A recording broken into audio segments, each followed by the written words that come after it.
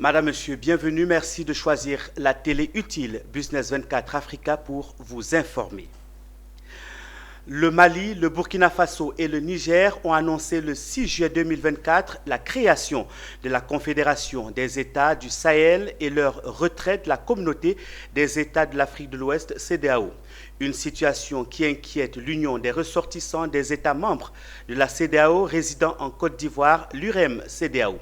Elle a donc donné son point de vue sur la situation politique en Afrique de l'Ouest, appelant à l'occasion les dirigeants de l'AES et de la CEDEAO à se rencontrer pour donner une chance à la paix. Écoutons la déclaration lue ce jeudi 1er août 2024 à Abidjan par le président de l'UREM-CEDEAO, Sékou Kaba.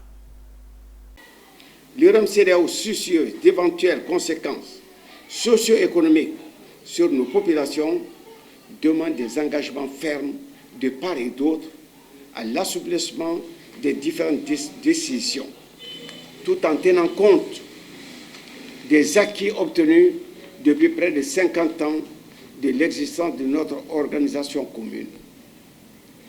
Nous avons vécu et condamné avec amertume, par des points de presse, la prise de différentes terribles sanctions contre ces pays du Sahel, contre ces populations, avec des effets collatéraux sur tous les pays de notre espace communautaire.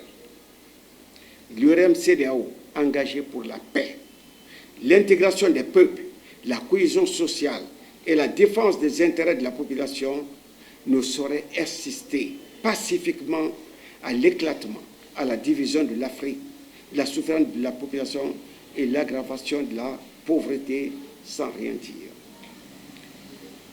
L'UREM-CEDEAO est très inquiet de cette prise de décision de sortie de la CEDEAO des pays de l'AES.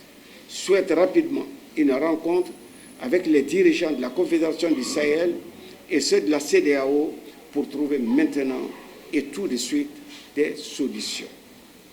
Premièrement, à l'apaisement des langages par la suppression de toutes les menaces, la signature des accords pour la défense des intérêts des populations, à la sauvegarde des économies, la quiétude sociale et la paix.